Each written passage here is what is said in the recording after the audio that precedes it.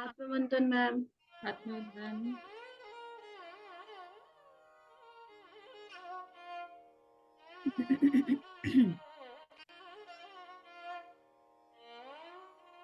मेरी voice clear है?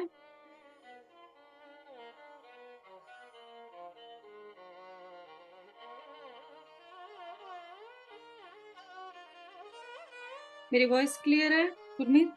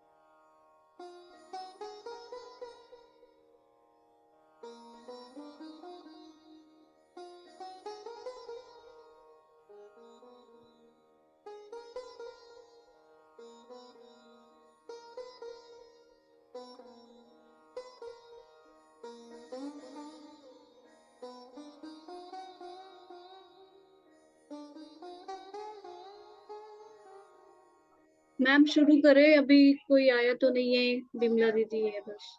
ध्यान शुरू कर देते हैं, हम बैठते हैं, आते जाएंगे, बैठते जाएंगे। यस।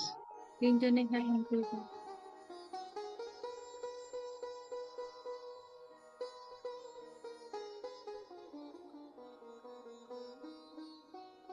नमस्कार मैम। नमस्कार बिमला जी, नमस्कार। बिमला दी आप बढ़िया, आप करवाना चाहोगे आज ध्यान? मुझे कह रही हो क्या? मैं बिमला दीदी से पूछ रही हूँ कि सभी सभी जने मुझे लग रहा है ऑफिस में हो क्या? वो स्कूल में हो क्या? ना मैडम, घर हूँ, आज घर पे सेकंड है, सैटरडे घर है। पे। तभी मुझे मैं पूछ रही थी। करवाना चाहते हैं तो बोलिए। नहीं मैम, थोड़ा सा वो नहीं बन रहा। चलो ठीक है। हाँ, करूंगी। आज मैंने 9 से 11:30 बजे तक ध्यान ही किया है। और मैम उसमें विजन था बहुत वो। आप पाकिस्तान से आए हो क्या मैम? आपके पूर्वज जो पाकिस्तान की भूमि से यहाँ आए हो क्या? यस। यस, यही तो था क्या मेरे विजन में। क्या विजन में विजन था था? कि आप हमें बड़े बुजुर्ग से दिखाई दे रहे थे, और मैं और एक लड़की और है, वो मैंने कभी देखी नहीं। तो हम पढ़ने के लिए कहीं गए हुए हैं बाहर। तो स्कूल की बिल्डिंग है बहुत बड़ी, जैसे गुरुकुल टाइप होता है वैसे बना हुआ है, और हम कह रहे हैं नहीं यहाँ नहीं रहेंगे, यहाँ तो खर्चा ज्यादा लगेगा, कि वो मकान ले लेते हैं। तो हम आपके पास रहे वहाँ। पाकिस्तान में? और नहीं, पाकिस्तान से आप इंडिया आ चुके हो। अच्छा। तो मैंने ये आइडिया लगाया कि घर तो वो था, बिल्कुल कच्चा सा घर है, और ऊपर छत है। फिर मैं कह रही हूँ देखो कितनी हिम्मत है पाकिस्तान से आके यहाँ सेटल होना। सब जैसे कि खाट पे बिस्तर लगाए हुए हैं, इतने बिस्तर बनाना, ये करना, वो मन में वो कर रही हूँ। आप वहाँ हो, और फिर वो लड़की है वो आपको बागेश्वर के बारे में बता रही है। आप उस चीज को नोट कर रहे हो कि वो बाबा जी ऐसे बता देते, ऐसे बता देते। पर मैंने फिर कहा कि आंटी आपको ये चाहिए ना, तो आप युक्तेश्वर जी के वो भरे पड़े हैं, आप वहां से ले लो। युक्तेश्वर जी भी तो बहुत पहले पहले की बता देते थे और हम यही बातें कर रहे थे। वो लड़की मेरे साथ लड़ पड़ी कि कहाँ तू तो पागल है, कहाँ तो युक्तेश्वर, कहाँ बागेश्वर। इन्हीं बातों पे बहस हो रही थी। मैं उठ क्योंकि गई। आपको ये दिखाया गया है, मेरे को ये लग रहा है कि हम लोग तब से इकट्ठे हैं। यस मैम, आप बड़े बुजुर्ग हो और हम यंग एज में हैं। तब से ये दिखाया गया है कि आप तब से और हम इकट्ठे मिलते आ रहे हैं, वो अलग अलग रूपों में। यस, क्योंकि वही है कि सन 75 का मेरा बर्थ है, ये वाली बॉडी का। तो हम्म। उससे पहले कुछ ना कुछ तो बॉडी रही होगी। 47 की अगर आप बात कर रहे हैं, 48 की अगर आप बात कर रहे हैं, तो ऑब्वियस है कोई ना कोई बॉडी में तो रहे होंगे। क्योंकि भूमि तो वो इंडिया की है, तभी मैं ये सोच रही हूँ। देखो पाकिस्तान से आके और यहाँ सेट होना, ये करना कितनी मुश्किल बात है। बिल्कुल। और इससे ये भी होता है कि हम ध्यान तो बहुत कर लेके हैं कि हमें बागेश्वर के बारे में पता और युक्तेश्वर के बारे में पता है। युक्तेश्वर जी जो ये बाबा जी के ग्रुप गुरुमंडल के सदस्य हैं। Yes yes ma'am, yes. अच्छा, युक्तेश्वर उनकी की फिर बात मेरे कर। पास पिक पिक भी दिखाई, सब वो उसमें मेरे को पिक भी अच्छा। ब्लैक एंड व्हाइट जो है वो दिखाई दी। अच्छा, हम्म। यानी उस समय भी ध्यान के बारे में हम जान रहे थे। हाँ जी, हाँ जी। बहुत अच्छे। बहुत अच्छा। और मतलब मैंने बड़े लंबे टाइम तक ध्यान दिया। हाँ हाँ हाँ, तो यही चीजें बताई जाती हैं। इस एक्सपीरियंस का देखो, मेन तो यही बताया जाता है कि हम लोग जो जितने भी सदस्य हम यहाँ पर हैं ना, यस मैम। हम सब इससे भी बहुत पहले से। आपको तो सन 47 का दिखा रहे हैं ना, दिखा है ना। हाँ, सन 47 के बाद का है कि पार्टीशन होने के बाद आप हाँ, इंडिया में सन हो तो दिखाओ। 47 के बाद, 47 और 50 के बीच में ही दिखा है आपको। ठीक है। हाँ जी। और गुरमीत तो महाभारत टाइम से साथ है। गुरमीत, संगीता और मैं, हम तीनों महाभारत टाइम से साथ हैं। तो अब बाद में जुड़ गए। यस। बड़ी खुशी हुई मेरे को। कोई किस देखो रूप हम में, कोई एक किस दूसरे रूप को में। कहाँ कहाँ ढूंढ रहे हैं और एक दूसरे से फिर मिल हाँ, रहे ढूंढ हैं। के पहुंच गए हैं, देखो एक दूसरे को। सब अलग अलग जगह पे हैं और कैसे ढूंढ के हम एक दूसरे को पहुंच गए हैं।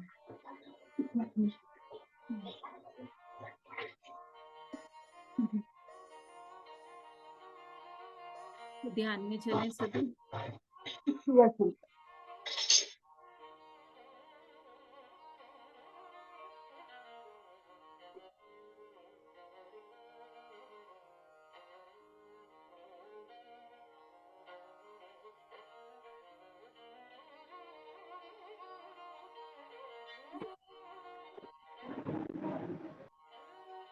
स्वामी विवेकानंद की, रामकृष्ण परमहंस की ऊर्जा के साथ जुड़ते चले जाएं। माँ शारदा देवी,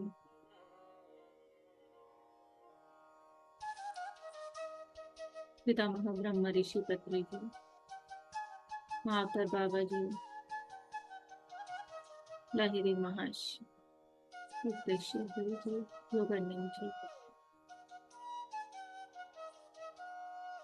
सदानंद योगी और सभी धर्मों के असेंडेड मास्टर्स, सिख धर्म, मुस्लिम धर्म, ईसाई धर्म, बौद्ध धर्म, जैन धर्म, सभी धर्मों के असेंडेड मास्टर्स हमारे साथ जुड़ते चले जा रहे हैं। हमारे ज्ञान को और विस्तारित हमारे ही अंदर से हमें जोड़ने के लिए ये सब चेतनाएं हमारे साथ एक होते चले जा रही हैं।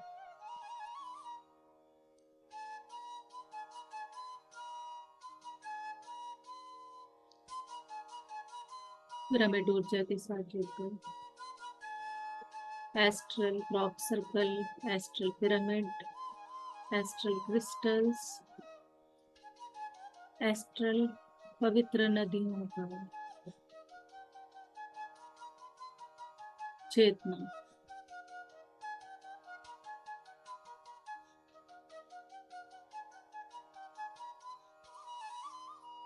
हमारे साथ जुड़ गए, हमें ज्ञान की गहराई में ले जाएगा।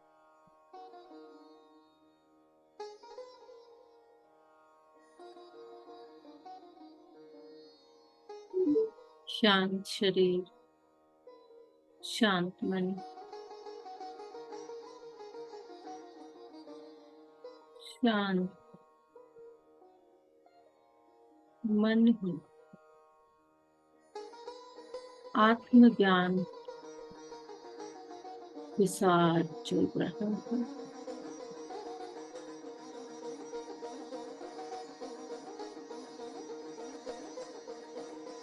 ना कोई सोच,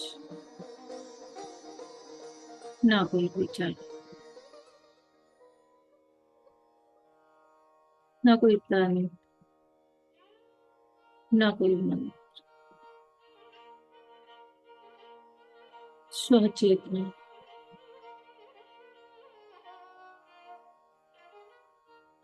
और दिव्य परम चेतनाएं, शिव शिवा की चेतना, माँ ललिता त्रिपुरा सुंदरी की चेतना,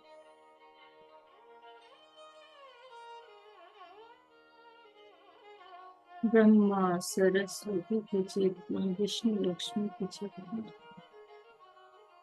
श्री गणेश की चेतना, माँ काली की चेतना, पवन पुत्र की चेतना हमारे साथ एक होकर इस सामूहिक ध्यान में हमें ज्ञान के विस्तार करने के,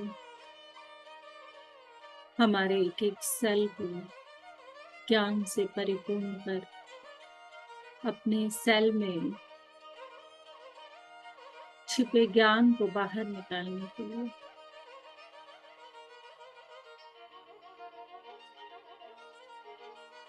हम सब एक हो चुके हैं।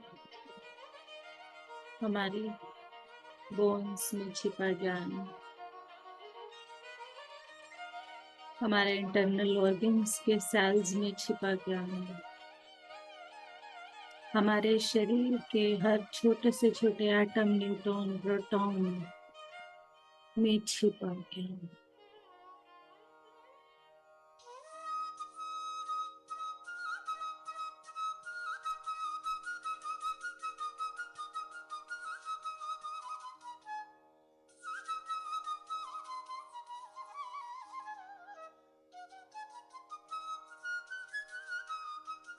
जो इस माया जाल के कारण हम भूल चुके थे,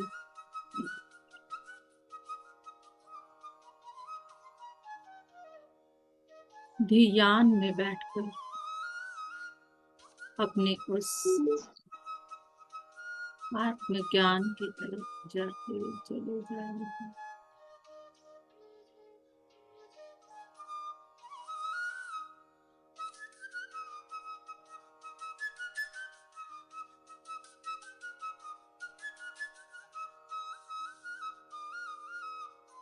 ये ध्यान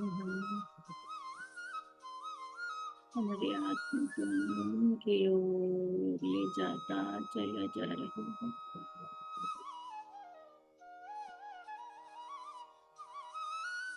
स्वामी विवेकानंद का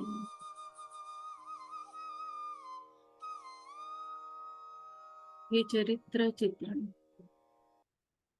ये जीवन चरित्र,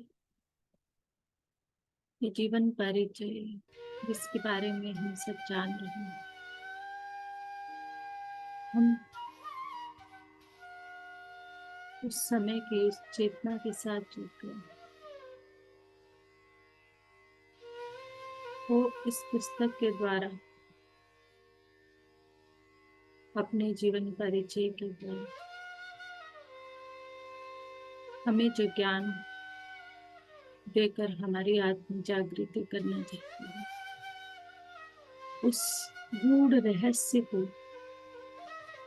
उस गूढ़ भेद को, उस गूढ़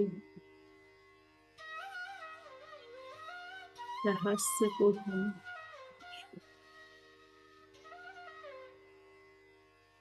श्री व्यास महामुनि की प्रेरणा से पूरी तरह जान पाए, ताकि इस पुस्तक के द्वारा श्री रामकृष्ण का जीवन परिचय, श्री मां शारदा देवी का जीवन परिचय हमें ये दिखा रहा है। गुरु कितना कृपालु, अपने बच्चों के लिए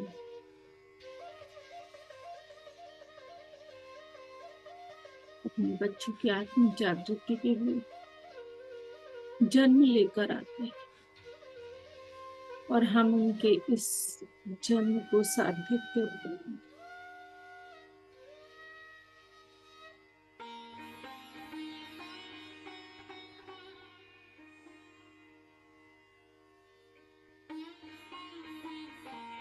हमारी आत्म जागृति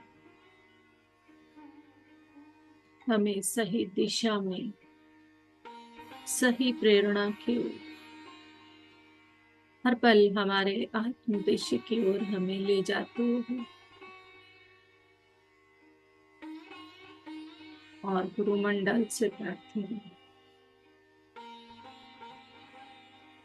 यूं ही हमारी उंगली पकड़ को हमारा मार्गदर्शन हमेशा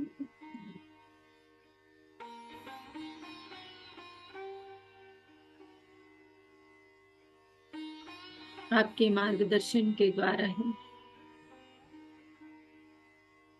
हम अपनी आत्म जागृति की इस यात्रा की ओर बढ़े हैं। अपनी शक्ति को, अपनी मानवीयता को, अपने एकत्व को पहचानने की ओर कदम बढ़ाएं।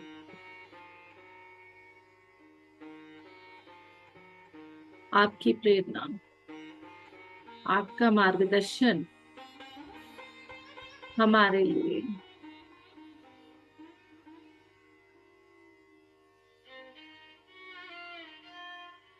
माझी की उस नाव के समान है, जिसमें हम बेफिक्र होकर आगे बढ़ते चले जा रहे हैं।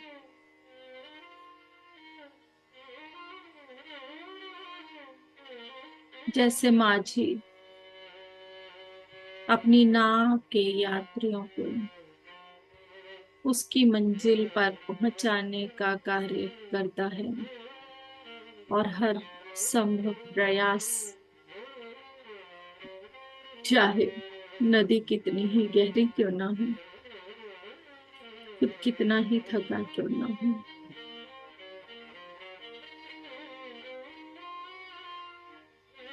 पर अपनी नाव में बैठे सभी यात्रियों को उसकी मंजिल तक पहुंच जाकर ही दम लेता है। आप सब दिव्यता से परिपूर्ण हमारी नाव के वो माझी, जो हमारी पतवार को आगे ले जा रहे हैं।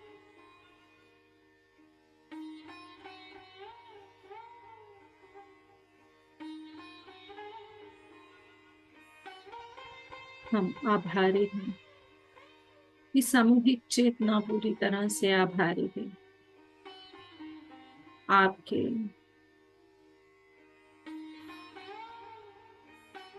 द्वारा दिए गए प्रत्येक संदेश के लिए, प्रत्येक मार्गदर्शन के लिए। हमारी आत्म चेतना की जागृति की प्रत्येक चरण के हर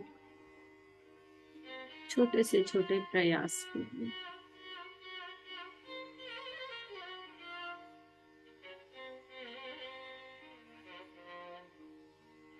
मेरा मुझ में कुछ नहीं, जो कुछ है सो तेरा, तेरा तुझको सौंप के क्या लागे हमें।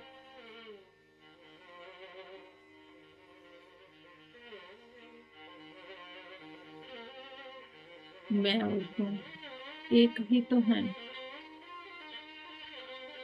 फिर ये फर्क कैसे।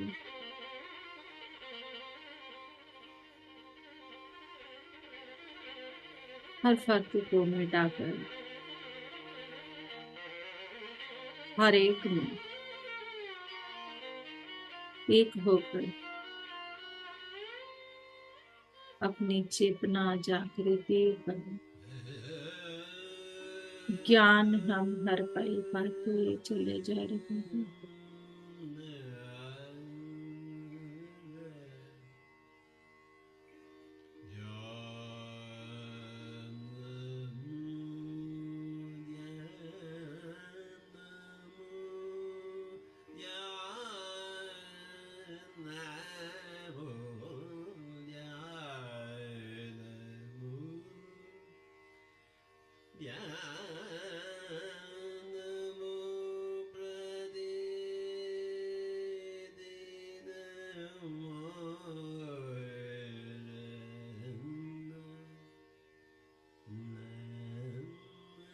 अंधेरे से प्रकाश की ओर ले जाने का ये कार्य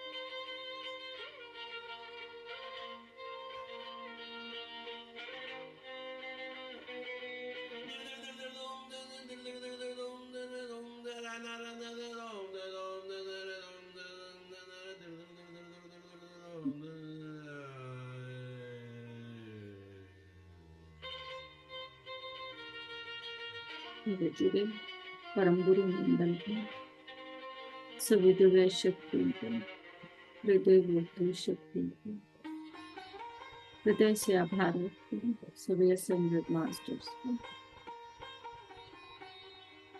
और ज्ञान की इस सुंदर श्रृंखला की ओर बढ़ने के लिए धीरे धीरे अपनी शारीरिक चेतना में वापस आते चले गए। आभार हर दिव्य शक्ति का, हमारे शरीर की हर एक चेतन शक्ति। 12:30 p.m. आभार इस सामूहिक चेतना का। अपने हाथों पैरों को हिलाते हुए अपनी हथेलियों को अपनी आंखों पर रखें और अपनी आंखों प्यार के साथ, सुंदर मुस्कुराहट के साथ खोलें।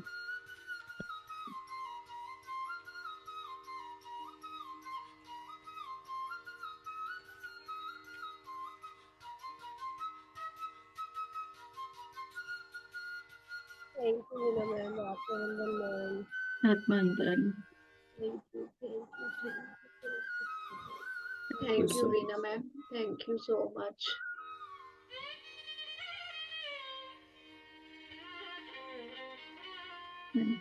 Thank you so much.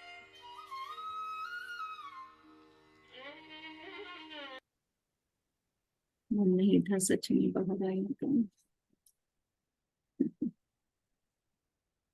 Yes master sir, जो भी अपना वीडियो ऑन कर सकता हो वीडियो ऑन करें। बहुत प्यारी ऊर्जा बनी हुई है और हम खुली आंखों से भी उसी ऊर्जा को बनाए रखेंगे। जैसे मैडम जी। आत्मंदन सुदेश जी, आत्मंदन। यस मास्टर्स, जैसे कि हमने कल विवेकानंद जी के बारे में जाना, कैसे वो अपने गुरु से ध्यान और ज्ञान की शिक्षा पाकर उनके पच्चीनों पर चलते हुए कभी द्वंद्व में फंसे और कभी बाहर आए, वैसे ही हमने देखा कि वो फिर से एक ध्यान समाधि में जाना चाहते थे और बार बार गुरु उन्हें रोक रहे थे, क्योंकि रामकृष्ण परमहंस, ये साथ में उनका मनीषा जी, रामकृष्ण परमहंस उनके उस विद्या के ऊपर ताला लगाकर चाबी खुद लेकर चले गए। तो बार बार उन्हें याद दिलाने के लिए कि आप किस लिए इस धरती पर आए हो, और ये भी कहा कि अगर आप नहीं करेंगे तो माँ आपसे कराएंगी, क्योंकि हमारा जो सोल पर्पस है हमें वो करना ही है। उसके लिए आपको बार बार उस तरफ लाया जाएगा, तो बार बार ध्यान रखें इस चीज का हम सब। एक दिन वे दुर्गा मंदिर से लौट रहे थे, रास्तों में बंदरों का एक झुंड उनके पीछे लग गया। स्वामी जी उनसे बचने के लिए तेज चले, बंदर भी तेज चलने लगे। स्वामी जी को डर लगा, वे उनसे पीछा छुड़ाने के लिए दौड़ने लगे, बंदर भी उनके पीछे दौड़ने लगे। स्वामी जी ने दौड़ने की गति बढ़ाई तो बंदर खौं खौं करके और भी तेज हो लिए। वे स्वामी जी को डरा हुआ जानकर आक्रामक होने लगे। ये चीज हमारे साथ है, जितना हम डरे हुए होते हैं, जो भी शक्ति हमारे साथ जुड़ी होती है वो हमारे को डराने की कोशिश करती है। यहाँ ये मैसेज है। सामने से एक वृद्ध सन्यासी आ रहे थे, उन्होंने चिल्लाकर कहा, ठहर जाओ, भागो मत, सामना करो। यही जवाब है हम सबके लिए। जिस चीज से भी हम अपनी जिंदगी में, हम सब में से जो भी जिस चीज से भी डर रहा है, उससे डरो मत, उसका सामना करो। आज ये मैसेजेस आ रहे हैं सीधे निकलकर, और यही मतलब ध्यान में रहा कि हम इनके गूढ़ रहस्यों को जान सकें। इस पुस्तक के अंदर जो जो भी मैसेज हमारे लिए है, उनके गूढ़ रहस्यों को हम साथ साथ जानते चले जाए। स्वामी जी झट से ठहरे, बंदर भी ठहर गए। स्वामी जी ने बंदरों की ओर मुड़कर ललकारती हुई निगाहों से देखा और बंदर डरकर भाग गए। इस घटना ने स्वामी जी को वीरता का मंत्र सिखा दिया। उन्हें समझ आ गया कि जो भी समस्याएं हमें डराती हैं, वास्तव में हमें उनका डटकर मुकाबला करना चाहिए। यहाँ कि एक घटना प्रसिद्ध है। 13 अप्रैल 1890 की बात है। उन्हें अपने गुरु भाई बलराम बोस के देहांत की सूचना मिली। सुनते ही विवेकानंद भाव विह्वल हो उठे और उनकी आंखों से आंसुओं की झड़ी लग गई। पास ही वाराणसी के प्रसिद्ध विद्वान प्रमदा दास बैठे थे। उन्होंने स्वामी जी को चेताते हुए कहा, स्वामी जी, आप एक सन्यासी हैं, सन्यासी को ऐसे आंसू बहाना शोभा नहीं देता। विवेकानंद को यह सुनकर झटका लगा। बोले, क्या एक सन्यासी के लिए हृदयहीन होना आवश्यक है? एक सच्चा सन्यासी संसारिक लोगों से अधिक कोमल दिल वाला होता है प्रमदा बाबू। इस बात को सुने, सब ध्यान से समझे। एक आम आदमी और एक सन्यासी में ये बहुत बड़ा फर्क होता है, क्योंकि उसका हृदय खुल चुका होता है, वो और भी ज्यादा इमोशनल होगा, कोमल हृदय वाला होगा।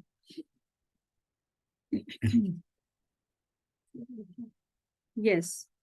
कुछ दिनों में एक और दुखद समाचार मिला। वराहनगर मठ जिनके संरक्षण में चल रहा था, वे सुरेंद्रनाथ मित्र भी चल पड़े। अब उनका हृदय वेदना से फट पड़ा। वे वराहनगर लौट आए। अब मठ के संचालन का दायित्व उन पर आ पड़ा। इसको क्या हो गया?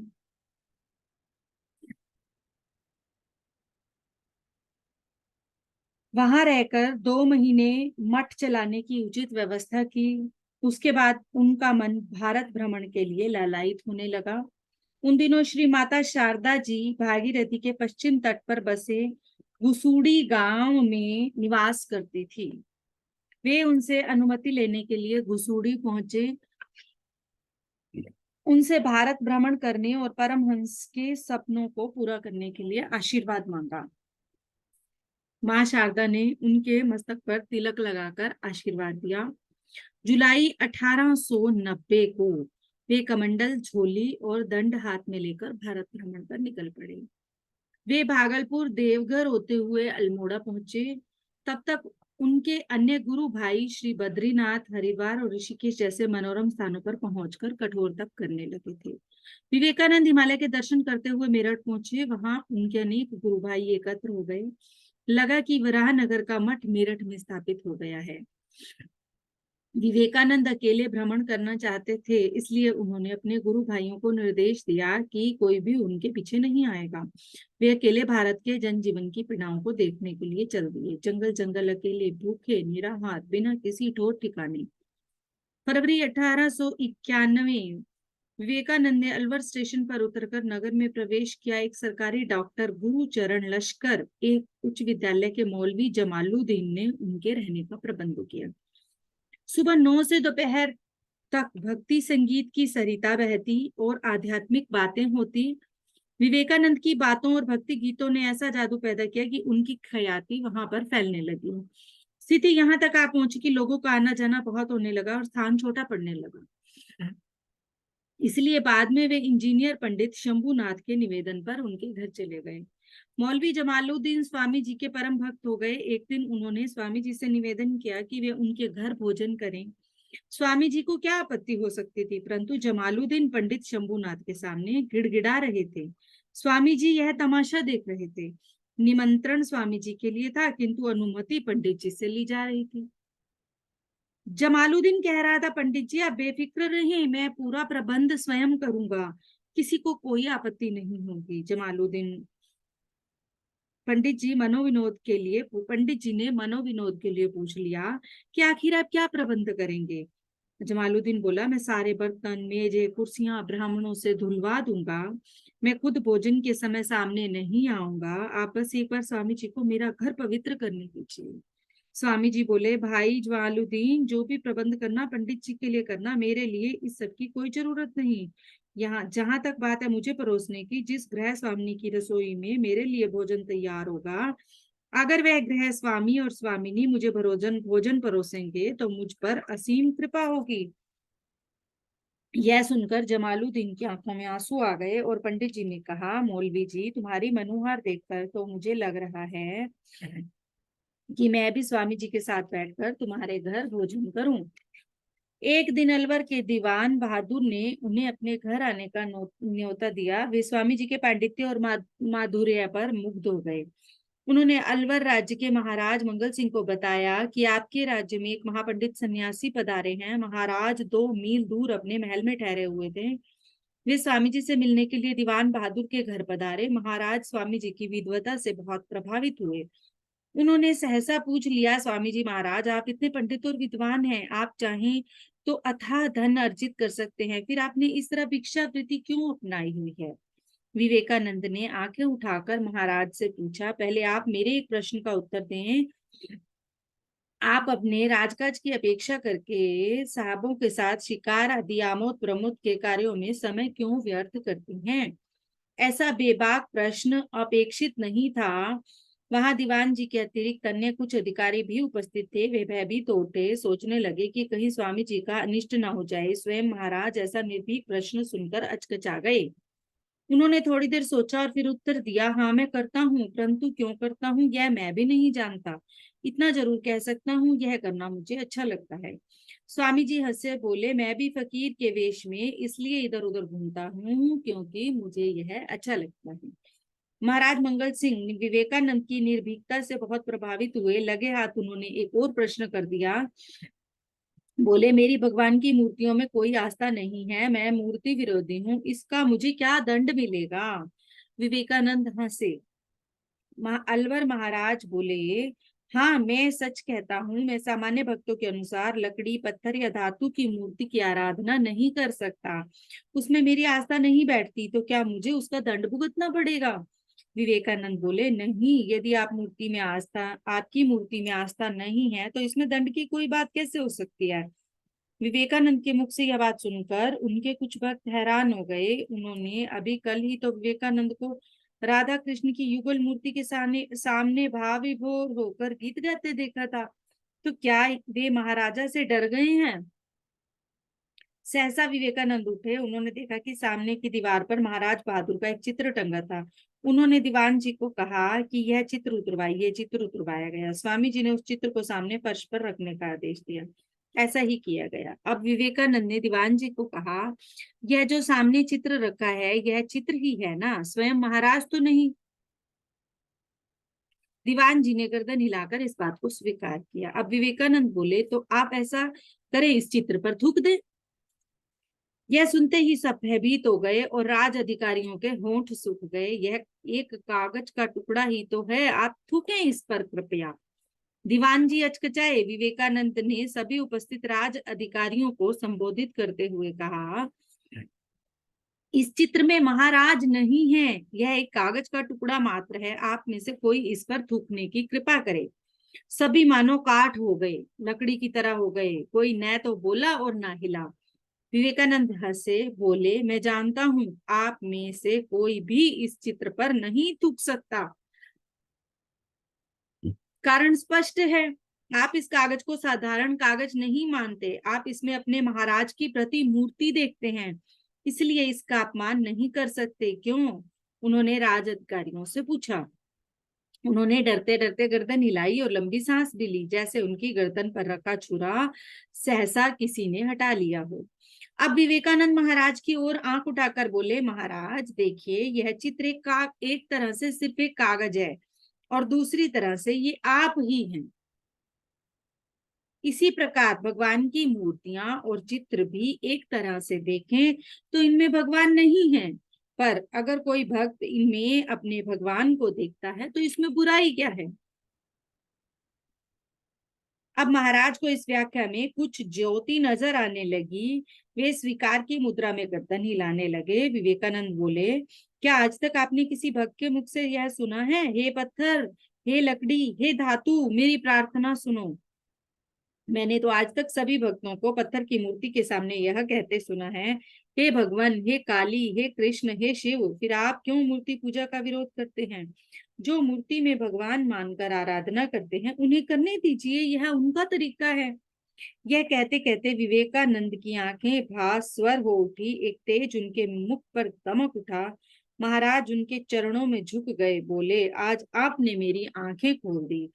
मूर्ति पूजा का मर्म मुझे पहली बार समझ आया है। सच में मैंने आज तक किसी भक्त को पत्थर या लकड़ी की पूजा करते हुए नहीं देखा है। आप धन्य हैं। फिर कृतज्ञ होकर बोले, आपसे निवेदन है कि मुझे आशीर्वाद अवश्य दीजिए। विवेकानंद बोले, आशीर्वाद देने का सामर्थ्य केवल भगवान में है, अतः उसकी शरण में जाएं और आपको अवश्य वो आशीर्वाद देंगे। महाराज बहादुर ने दीवान जी से कहा, मैंने आज तक ऐसा तेजस्वी महापुरुष एवं सन्यासी अपने जीवन में नहीं देखा। जैसा भी हो सके उन्हें कुछ दिन के लिए अपने घर में आप रोक कर रखें। दीवान जी ने अनुनय विनय करके उन्हें कुछ दिन अपने घर पर रोक लिया, परंतु शर्त यह थी कि कोई साधारण व्यक्ति भी उनसे मिलने आना चाहेगा तो उसे रोका नहीं जाएगा। दीवान जी ने यह शर्त सहर्ष मान ली और इस तरह स्वामी जी कुछ दिनों तक वहां रुके। वहां कुछ युवक उनके शिष्य बन गए। विवेकानंद ने उन्हें संस्कृत का ज्ञान दिया। कुछ दिनों बाद स्वामी जी अलवर से प्रस्थान करने लगे तो उनके शिष्य उनके साथ हो लिए। उनकी जिद थी कि वे भी उनके साथ चलेंगे। स्वामी जी ने उनका प्रेम देखा तो कुछ दूर तक तो उन्हें चलने की अनुमति दे दी। वहां से 18 मील दूर एक गांव है पांडुपोल, वहां हनुमान जी का एक मंदिर है। वे सभी रात को वहीं ठहरे। सुबह होते ही स्वामी जी ने शिष्यों को अपने अपने घर भेज दिया और पंछी उड़ चला आकाश वृत्ति में जीने के लिए। जयपुर राज्य के एक व्याकरणविद पाणिनि की अष्टाध्यायी के अच्छे पंडित थे। स्वामी जी ने उनसे अष्टाध्यायी सीखना शुरू किया। 3 दिन तक वे उन्हें एक सूत्र सिखाते रहे। स्वामी जी सीख नहीं पाए। आखिरकार पंडित जी ने चौथे दिन उनसे कहा, लगता है कि मैं आपको सिखाने में समर्थ नहीं हो पाऊंगा। उस दिन विवेकानंद ने उस सूत्र का गहन अध्ययन किया। अगले दिन उन्होंने उस सूत्र की इतनी सरल व्याख्या की कि पंडित जी भी हैरान हो गए। इस बीच जयपुर के प्रधान सेनापति सरदार हरि सिंह जी से स्वामी जी का घनिष्ठ परिचय हो गया। हरि सिंह आध्यात्म में गहरी रुचि रखते थे। वे भी मूर्ति पूजा के विरोधी थे और निराकार ईश्वर की उपासना करते थे। एक दिन की बात है, राजपथ पर भगवान कृष्ण और राधा जी की मूर्ति के साथ एक शोभा यात्रा जा रही थी। भक्तजन भक्ति में लीन होकर गाते जा रहे थे। सहसा स्वामी जी ने सरदार हरि सिंह को अपने हाथों से छुआ और कहा, देखिए भगवान का जीता जागता स्वरूप। स्वामी जी के स्पर्श में अथवा वाणी में ना जाने कैसा जादू था। हरि सिंह जी का भाव आंतर हो गया और वे भक्ति में मग्न हो गए। आंखों में तन्मयता तरलता छा गई। कुछ देर बाद वे स्वाभाविक दशा में आए तो बोले, स्वामी जी, जो बात इतने दिनों तक तर्क करके भी मैं समझ नहीं सका, वह आपकी कृपा से आज मैंने अपनी आंखों से देख ली है। यही एक रोचक प्रसंग आता है। जयपुर के एक वेदांती विद्वान थे पंडित सूर्य नारायण। एक दिन वे बोले, मैं अवतारों में विश्वास नहीं रखता। वेदांत के अनुसार जब सभी में एक समान परमात्मा व्याप्त है तो मुझ में और एक अवतार में अंतर ही क्या है। इस पर विवेकानंद ने चुटकी ली और बोले, आप बिल्कुल ठीक कहते हैं पंडित जी। हमारे यहाँ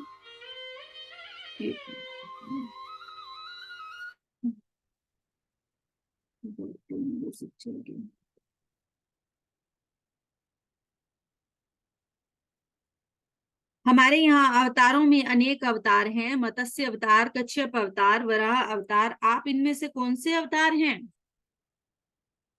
पंडित जी ने मजाक किया उनसे। यह सुनते ही पंडित जी झेप गए। फिर उन्होंने यह गलती दोबारा नहीं की। जयपुर से स्वामी जी अजमेर चले। वहां से आबू पर्वत की ओर थोड़ा ठिकाना अनिश्चित था, अतः वे एक गुफा में ठहर गए, चंपा नामक गुफा में। संयोग की बात, एक दिन फैज अली नाम के एक वकील उधर से गुजरे। उनकी नजर उस गुफा में पड़ी तो विवेकानंद का दिव्य तेज दिखाई दिया। इससे पहले कि वे उस गुफा में प्रवेश की इजाजत मांगे, स्वयं स्वामी जी ने उन्हें अंदर बुला लिया। 2 ही मिनट की वार्ता में फैज अली को लगा कि वे किसी दिव्य व्यक्ति से भेंट कर रहे हैं। उनके अनसुलझे सवाल सुलझते चले गए। वे अभिभूत हो गए और उन्होंने स्वामी जी से प्रार्थना की कि वे उनके घर निवास करें। स्वामी जी ने कहा, हो सके तो आप बस इतना कर दें कि इस गुफा के द्वार पर एक दरवाजा लगवा दें।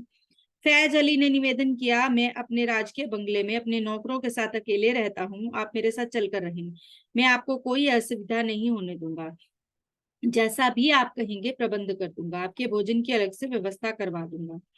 स्वामी जी उसका भक्तिभाव देखकर उनके वहां उसके साथ चल पड़े, बोले जो तुम खाओगे मैं भी वही खा लूंगा। धीरे धीरे स्वामी जी की ख्याति सुगंध की तरह फैलने लगी। उन्हीं दिनों खेतड़ी के महाराज अजीत सिंह आबू आए हुए थे। पहले उनके मुंशी जगमोहन को खबर लगी कि कोई चमत्कारी साधु यहाँ डेरा डेरा डाले हुए हैं। फैज अली के निमंत्रण पर वे उनके बगले पर पधारे। दोपहर का समय था। स्वामी जी एक खाट पर विश्राम कर रहे थे। पहले तो मुंशी जी ने उन्हें कोई ढोंगी साधु समझा जो दिन में भी चादर तानकर सोया हुआ है। फिर जब बात हुई तो अपनी पूछताछ की शैली में स्वामी जी से प्रश्न पूछा, स्वामी जी आप एक हिंदू सन्यासी हैं, आप एक मुसलमान के घर कैसे ठहरे हुए हैं? स्वामी जी बोले, क्यों, क्या मुसलमान ईश्वर की संतान नहीं है? महाशय, मैं एक सन्यासी हूँ। तुम्हारी इस आपत्ति के लिए ना मैं ईश्वर से डरता हूँ ना शास्त्रों से, क्योंकि वे दोनों इसकी अनुमति देते हैं। डरता तो मैं तुम्हारे जैसे सामाजिक पुरुषों से हूँ जिन्हें ईश्वर और शास्त्रों के बारे में कुछ भी ज्ञान नहीं है। मैं तो शूद्र से शूद्र जीव में भी ब्रह्म की अभिव्यक्ति देखता हूँ। उत्तर इतना अग्निमय था कि वे चौंक गए। उनकी चेतना को झटका लगा। उन्हें प्रतीत हुआ कि ये कोई साधारण साधु नहीं है, कोई असाधारण महापुरुष है। मुंशी जी ने उनसे निवेदन किया कि महाराज अजीत सिंह यहाँ आए हुए हैं, उन्हें दर्शन देकर कृतार्थ करें। विवेकानंद ने पूछा, मैं उनसे क्यों मिलने जाऊं? मुझे न तो उनसे कोई सुविधा चाहिए, न कृपा, न पुरस्कार। मुंशी जगमोहन बोले, इस राजपुताने में उन जैसा धर्म प्रिय शासक और कोई इस समय नहीं है, इसलिए वे आपसे मिलकर धन्य होंगे। विवेकानंद बोले, अगर सचिव होने के नाते यह तुम्हारी स्वामी भक्ति नहीं बोल रही तो मैं भी ऐसे राजा से भेंट करना चाहूंगी। 4 जून की तिथि तय हुई। निश्चित दिन स्वामी जी राजभवन में पधारे। स्वयं महाराज अजीत सिंह ने उनकी चरण रज ली। विवेकानंद ने आशीर्वाद देते हुए कहा, आशीर्वाद लेने से पहले आपने देख तो लिया होता कि यह सन्यासी इस योग्य है भी या नहीं। अजीत सिंह बोले, स्वामी जी आप तो सर्वथा इस योग्य हैं, भय तो मुझे है कि मैं आपके चरण छूने योग्य हूं या नहीं। विवेकानंद प्रसन्न हुए, बोले, लगता है कि मैं ठीक जगह पर आ गया हूँ। अजीत सिंह ने विनय पूर्वक कहा, आप में और मुझ में यही तो अंतर है कि आपने अपनी इच्छा से घर संपत्ति छोड़ दी, जबकि मैं अपने राजकाज से बंधा हुआ हूँ। विवेकानंद बोले, संपत्ति के नाम पर मुझे भगवान ने एक नौकरी भी नहीं दी, परंतु फिर भी मुझ पर ईश्वर की कृपा है। उन्होंने मुझे सांसारिक माया से बचा कर रखा, मुझे विवेक, वैराग्य और भक्ति दी। मन तो मेरा भी करता है कि मैं भी राजकाज छोड़कर आपके संग मुक्त होकर विचरण करूं। अजीत सिंह जी बोले, मैं ऐसा सुझाव नहीं देता। राजकाज मत छोड़िए, यह राजकाज ईश्वर का दिया हुआ है। आप स्वयं को उसका भंडारी मानिए। हाँ, इसका लोभ मत कीजिए। यदि भगवान की भक्ति मिल जाए तो उसके लिए राज्य छोड़ना पड़ जाए तो उसके लिए तैयार रहिए। अजीत सिंह ने आंख मूंदकर इस आशीर्वाद को शिरोधार्य किया और कुछ दिन बाद महाराज खेतड़ी पहुंचे। स्वामी जी भी साथ थे। पहुंचने पर उनका परंपरा अनुसार स्वागत और सत्कार हुआ। जब नर्तकियों का दल उन्हें सलाम पेश करने आया तो स्वामी जी का माथा ठनका और गणिकाओं को सम्मुख देखकर वे अपने आसन से उठने को हुए। महाराज ने भी उनकी अधीरता देख ली। गणिका मैनाबाई ने स्वामी जी की दुविधा और अधीरता समझ ली। वे स्वामी जी के चरणों में प्रणाम करके बोली, स्वामी जी, माना कि हम गणिकाएं हैं, यह आपके लिए बैठने की जगह नहीं है, फिर भी मेरी विनती है कि आप मुझे एक भजन सुनाने का अवसर दें। मुझे निराश ना करें, मैं भी आपके चरणों की कृपा पाना चाहती हूँ। महाराज ने स्वामी जी की आंखों में देखकर निवेदन किया कि उनका अनुनय स्वीकार कर लिया जाए। विवश होकर स्वामी जी वहां बैठ गए, परंतु अनमने भाव से, जैसे कि अयाचित स्थिति में फंस गए हों। चेहरे पर प्रफुल्लता ना होकर तिरस्कार और कचोट का भाव था। मैनाबाई ने गाना शुरू किया, प्रभु जी मोरे अवगुण चित न धरो, समदर्शी है नाम तिहारो, अब मोही पार करो। एक लोहा पूजा में राखत, एक घर बधिक परो, सो दुविधा पारस नहीं जानत, कंचन करो खरो। मैनाबाई गायन में निपुण थी, यहाँ तो उसकी पवित्रता दाव पर लगी हुई थी, अतः अभिनय पीछे छूट गया था। उसकी जगह तन्मयता ने ले ली थी। वह भाव विभोर होकर गा रही थी। आंखों से अविरल अश्रु प्रवाह, भक्ति की एक हिलोर सारे वातावरण में व्याप्त हो गई और राजमहल एक मंदिर में बदल गया। सबके शरीर में एक सिरहन सी दौड़ गई। स्वामी जी का कसेला भाव न जाने कब का गल चुका था। वे भाव त्रलित हो गए। आंसुओं की गंगा उनके नयन पथ से प्रवाहित होने लगी। भजन समाप्त होने पर स्वामी जी अपने स्थान से उठे। वे आंखों में अश्रु लिए हुए मैनाबाई के पास गए, उनसे क्षमा मांगी। बोले, माता, मैंने अपराध किया है। तुम में और सन्यासी में भेद किया है। तुमने मेरा अहंकार गला दिया है। तुम्हारी वाणी ज्ञान गर्भित है। मेरी भावना में अहंकार था, तुमने गला दिया। तुमने मुझे ज्ञान दिया। तुम मेरी ज्ञानदायिनी माँ हो। मैनाबाई के चेहरे पर भरपूर तृप्ति थी, किंतु स्वामी जी के उत्तर में कोई शब्द कंठ से ना फूटा। फूटता तो शायद आंखें बरस पड़ती। खेतड़ी राजसभा में एक प्रसिद्ध विद्वान थे, श्री नारायण दास। वे सारे राजपुताने में सर्वाधिक योग्य पंडित माने जाते थे। विवेकानंद ने उनसे पतंजलि महाभाष्य सिखाने की प्रार्थना की। पंडित जी स्वयं स्वामी जी से बहुत प्रभावित थे, अतः उन्हें बहुत संकोच हुआ, परंतु अस्वीकार कैसे करते। कुछ ही दिनों में वे स्वामी जी से बोले, मैं जो सिखा सकता था वह समाप्त हो गया। यदि मैं आपको स्वयं न देख लेता तो शायद मुझे यह विश्वास न होता कि आप जैसी प्रतिभा मनुष्य में संभव है। स्वामी जी चिरकाल तक उन्हें आदर से याद करते रहे। कुछ दिनों बाद विवेकानंद ने महाराजा से आगे यात्रा की अनुमति मांगी, परंतु धर्म प्राण अजीत सिंह खुद भी राजपाट छोड़कर उनके साथ चलने के लिए तैयार हो गए। विवेकानंद ने उन्हें रोका और कहा, राजन, अपनी प्रजा को शिक्षित करो। एक एक बच्चे और बच्ची को पढ़ाने की व्यवस्था में अपनी शक्ति झोंक दो। यदि यहाँ के नागरिक पढ़ने के लिए विद्यालय में नहीं आ सकते तो अपने योग्य शिक्षकों को उनके घर द्वार पर भेजो। यही तुम्हारी आराधना होगी। परंतु इतने योग्य शिष्य कहाँ से आएंगे, महाराज ने जिज्ञासा रखी। विवेकानंद ने कहा, मेरे सन्यासी घर घर जाकर उन्हें शिक्षा देंगे। वे उन्हें संस्कृत के साथ विज्ञान, गणित और टेक्निकल नॉलेज भी देंगे। महाराज अजीत सिंह बहुत प्रेरित हुए, जैसे उन्हें जीवन का कोई खोया हुआ अर्थ मिल गया हो। उन्होंने भरोसा दिलाया कि जब भी स्वामी जी किसी कार्य का बीड़ा उठाएंगे, उनकी धन संपत्ति उनकी प्रतीक्षा करेगी। अंत में महारानी की इच्छा जानकर स्वामी जी ने महाराज अजीत सिंह को पुत्र रतन होने का आशीर्वाद दिया और आगे की यात्रा पर निकल पड़े। स्वामी जी अहमदाबाद, काठियावाड़, जूनागढ़, सोमनाथ होते हुए पोरबंदर पहुंचे। लिम्बड़ी के राजकुमार ने उन्हें पोरबंदर के राजपथ पर घूमते हुए देखा तो उनके परम भक्त हो गए। वे उन्हें अपने महल में ले आए और वहां की 3 घटनाएं बहुत महत्वपूर्ण रूप से प्रमुख हैं। पंडित शंकर पांडुरंग पोरबंदर के विख्यात विद्वान थे। उनके संपर्क में आने से स्वामी जी में फिर से अध्ययन करने की प्रेरणा जागी। वे पतंजलि महाभाष्य का अधिकांश भाग पंडित नारायण दास से पढ़ चुके थे। शेष का अध्ययन उन्होंने यहाँ किया। उसके बाद वे व्यास सूत्र पढ़ने लगे। पांडुरंग उनकी प्रतिभा से बहुत चमत्कृत थे। एक दिन उन्होंने विवेकानंद को कहा, स्वामी जी, मैं नहीं समझता कि आप इस देश में धर्म का प्रचार करके कुछ विशेष कर सकेंगे।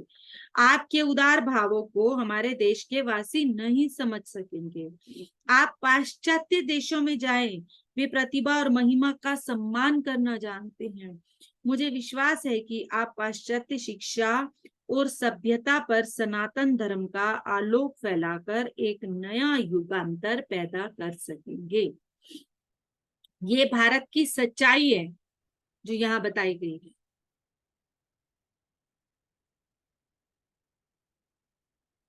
अपने अध्यापक के मुख से यह सुनकर स्वामी जी ने स्वीकृति में सिर हिलाया और कहा, एक प्रभात समुद्र तट पर खड़े होकर मेरे मन में आया कि इस विक्षुब्ध समुद्र को लांघ कर मुझे किसी सुदूर विदेश में जाना होगा, परंतु पता नहीं यह कैसे संभव होगा।